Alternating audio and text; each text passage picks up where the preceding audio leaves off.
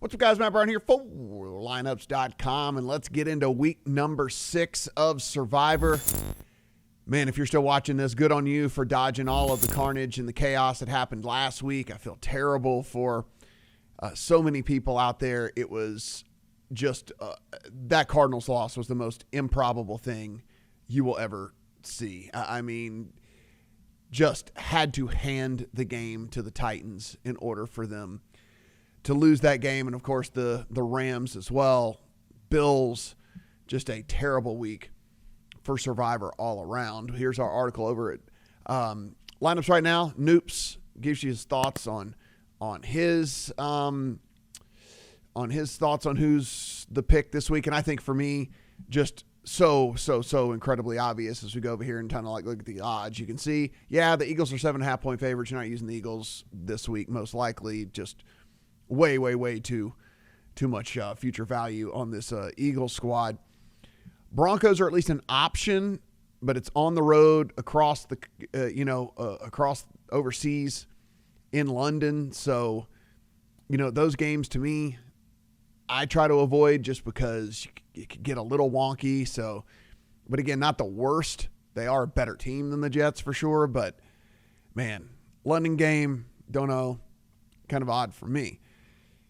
This is an interesting one, and the Steelers and the Browns, we'll circle back to that one, but we'll get down here to just the most obvious play of the entire season, which is the Packers at home against the Cincinnati Bengals. They are 14-point favorites in this thing. Cincinnati is going to start Joe Flacco on less than a week of being on the team. The Packers are coming off of a bye. I mean, this is just the greatest situation that you could ask for a Survivor. Most likely you have the Packers available, and it is just a dream scenario. I mean, it's a 40-year-old quarterback who just got traded and has like 3 days with the team before he starts the game for them. You're coming off a bye, so in theory should be in a better position just anyway, but much less when a quarterback has no time to prepare with the team. So I mean, again, the Packers, just the absolute slam dunk play of the week in Survivor. My guess is they will be about 50% owned in the vast majority of the pools out there. That is kind of my prediction. Maybe a little less in Circa if you're in the Circa contest, just because people try to get a little bit more game theory cute over there. But the vast majority of pools, I think, are going to go with the Packers. I can't blame them. I think the Packers are your slam dunk number one pick of the week. If you have them, I am down to 3 entries left in Circa, so 3 of the 10.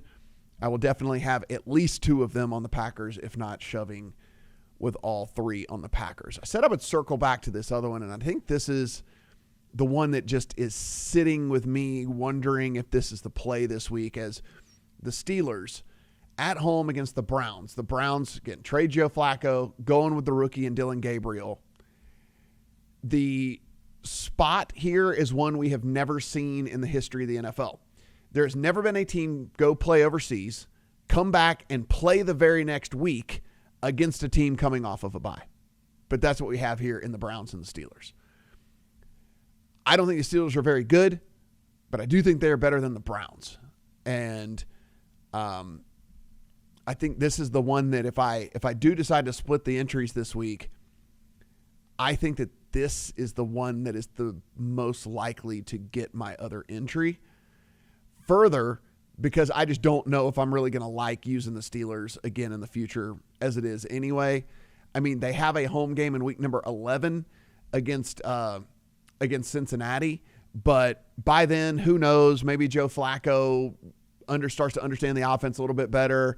He's not completely, totally 100,000% washed, and so he does have some playmakers and all of that. So just don't think I'm going to pick on them then. So again, I think that this is the spot here maybe to use the Steelers. I know there's going to be a couple of people out there who want to talk about the Raiders, and the Raiders are at home against the Titans. Titans are the worst team in the NFL. I get all of that. They're the worst by every metric available. I have the Raiders as one of the 4 or 5 worst teams in the NFL as well, according to my power ratings. So I don't necessarily want to be going after this bad team with another team that I think is pretty horrible. Brock Bowers still not practicing as of the recording of this video. This offense was bad anyway. Now, if you don't have Brock Bowers, you saw what it looked like last week without him out there. Geno Smith giving the ball to the other team at least 2 times a game. I just can't. I can't get there. I think it's a bold move if you want to play the Raiders against the Titans. I'm not going to go there. I'm not going to do it. I think that's. I think that there's certainly teams we want to pick on, the Titans being at the top of that list, but not against other bottom feeders, at least in my opinion. I think those are really the plays this week. I know there's going to be a lot of people talking about the Rams too on the road at Baltimore.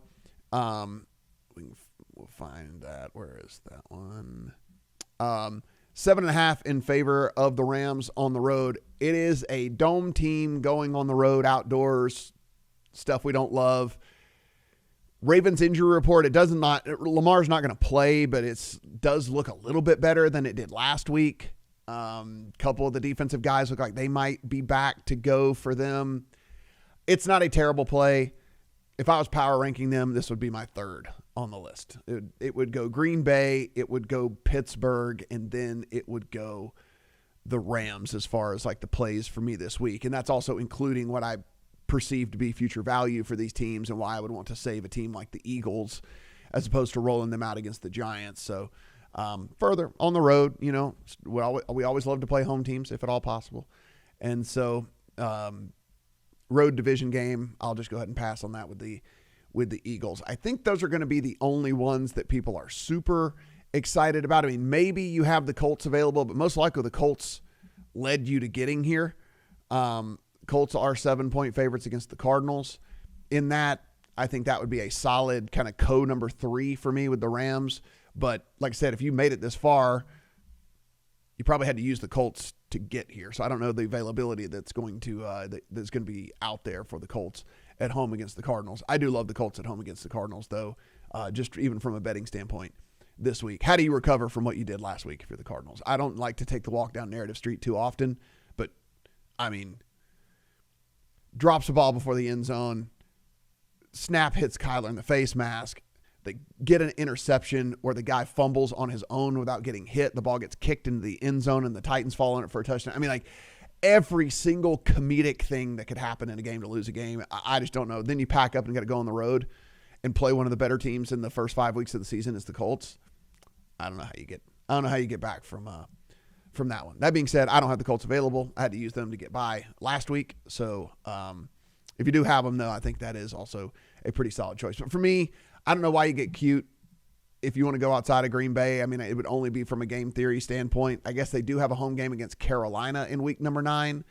But outside of that, it's a whole bunch of kind of meh games for them.